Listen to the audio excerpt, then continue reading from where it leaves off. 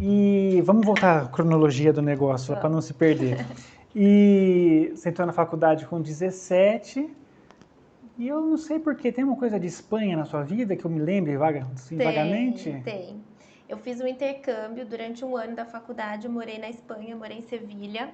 Mas tem uma espécie, assim, é famosa Sevilha por ter, sei lá, o berço da arquitetura, tem uma Não faculdade... especificamente. Tem uma faculdade muito boa, que é a Universidade de Sevilha, onde eu estudei, né? Até a bolsa foi através da faculdade. Foi em que ano que você foi Foi em assim, da faculdade? Foi no quarto ano. Na verdade, foi na metade do terceiro e eu voltei na metade do quarto.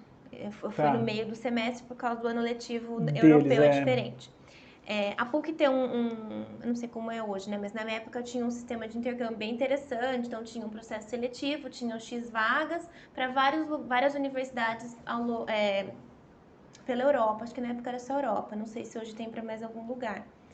E tinha para Portugal, tinha para França, mas eu sempre quis morar na Espanha. Porque a minha descendência é espanhola, uma das minhas descendências Pai de pai, de mãe? por parte de mãe. A Quem minha que avó é? materna. Avó materna. É que eu conheço? É, vó Nair. Ela era espanhola? Opa, filha Não de espanhóis, sabia. vindos da Espanha. Achei que os únicos espanhóis do condomínio lá era a família do Said.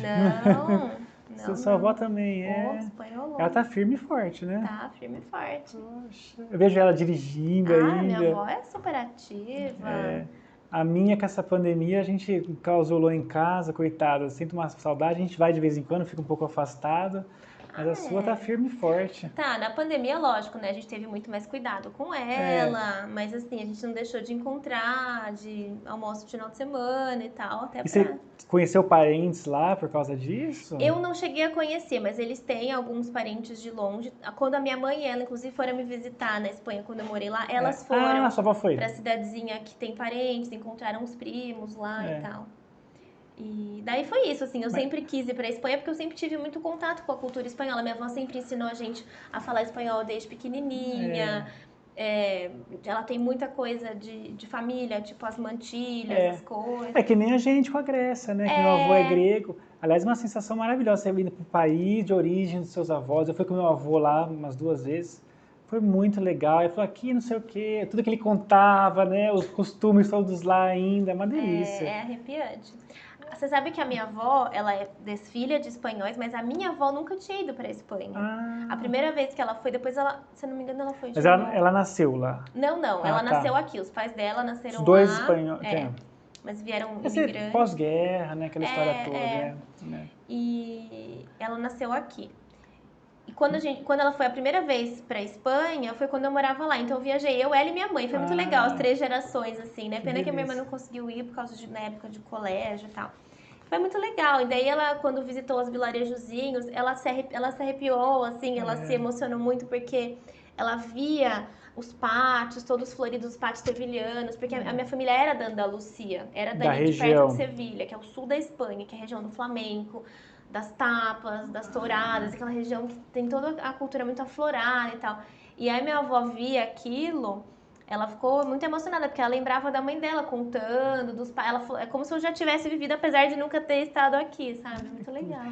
Aquela memória afetiva no local, é muito intenso. Quando eu fui para a Grécia pela primeira vez, eu não estava com meu avô. E estava com a minha mãe. Quando a minha mãe estava dirigindo, também era vilarejo, era aquelas aldeias, né, que a gente fala, na montanha, meu avô era na montanha, aquela coisa toda. Quando a minha mãe bicou com o carro, eu desabei a chorar. De emoção de saber que eu estava lá onde meu avô nasceu, um lugar longe, de vilarejo, super caipira, sabe, da região. É muito emocionante. O que eu brigo muito com a minha mãe, se você sabe estar escutando, né, é que eu não falo grego. Isso, porque assim, eu tenho que botar a culpa na mãe. É super fácil falar grego, né? Não, eu poderia aprender, mas não era muito mais fácil minha mãe me ensinar quando eu era pequeno, não lembrar? Mãe...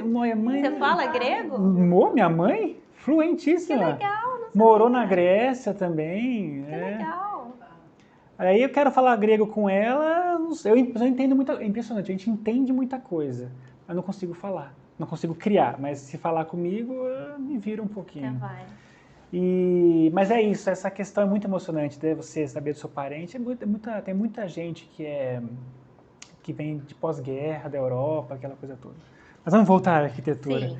Você ficou então um ano em Sevilha. Um ano na Universidade de Sevilha. E como é que foi o espanhol, assim, foi tranquilo? Foi tranquilo. Na verdade, eu nunca tinha feito espanhol, nunca tinha estudado espanhol antes. Aí, quando saiu a bolsa, né, quando eu passei no processo, eu fui procurar uma professora particular, eu fiz um tempinho de aula particular. Intensivo, né? Bem, né, bem rapidinho, assim, mas foi super fácil. E lá também, eu fiz aula na universidade de espanhol também, no estudo de línguas, então acabou dando uma aprimorada. Mas assim, como era gente do mundo inteiro, época de universidade, muita festa, muita folia, então assim, acabava que a gente falava inglês, muito inglês, porque tinha muita gente de fora, tipo alemão, e às vezes o pessoal tinha mais dificuldade com espanhol.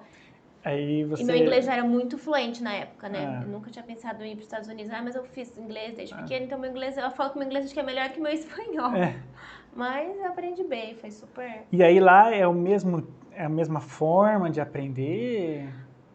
É bem diferente, porque a arquitetura na Europa, eu senti muito nas matérias de projeto, eles têm muitas matérias focadas em restauro, patrimônio, coisas que aqui é um pouco menos, né? Porque lá tudo é histórico, toda a cidade tem um centro histórico e os centros urbanos são muito consolidados, então você não tem um terreno, que nem aqui você pega um terreno num condomínio, não existe muito isso lá. Lá tá tudo já tomado, né? Principalmente na realidade que eu vivi ali, né, no centro de Sevilha. Então, todas as minhas matérias, disciplinas de projeto eram em pedacinhos, terrenos muito pequenos, espaços residuais no tecido urbano. Então, eram projetos mais compactos, era diferente. Você não tem um terreno a 1.000 metros quadrados, aqui você vai projetar um condomínio, você vai projetar uma casa com espaço, área de lazer. Isso não cabe lá, né? Então, e aí você pega o conceito de uma coisa mais complicada, e quando você pega uma coisa maior,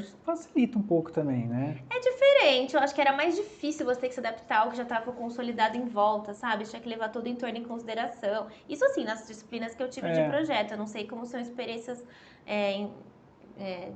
sei lá, de outras áreas, de outras cidades, mas pelo menos nesses projetos que eu fiz lá foram assim.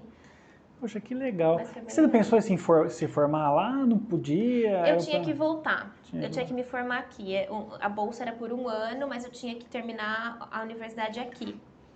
E aí, então não tive muito jeito. Eu voltei chorando na minha aula. Você queria ter ficado. Literalmente. Mesmo. Você queria ter ficado mais. Queria, mas assim, é que o intercâmbio é aquela coisa, é um sonho, né? Assim, é um ano atípico, mas precisa voltar para a realidade, né? Você tinha um compromisso da universidade. Tinha um compromisso da universidade, com a minha família. Aí logo que eu voltei, eu já comecei a estagiar aqui para iniciar a minha carreira. No último ano? No meu último ano. Na verdade, nem foi no último ano, foi no penúltimo ano. Assim que eu cheguei do intercâmbio, você chegou na metade se eu não me engano, na semana seguinte eu já estava com estágio. Eu estava com o estágio meio engatilhado lá da Espanha. Ah, legal.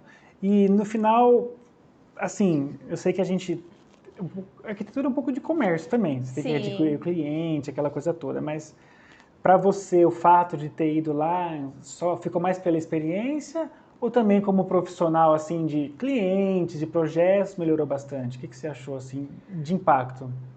Além da vivência como pessoa também. Eu acho que a vivência pessoal foi muito importante para morar sozinha, aprender a ter outros tipos de responsabilidade.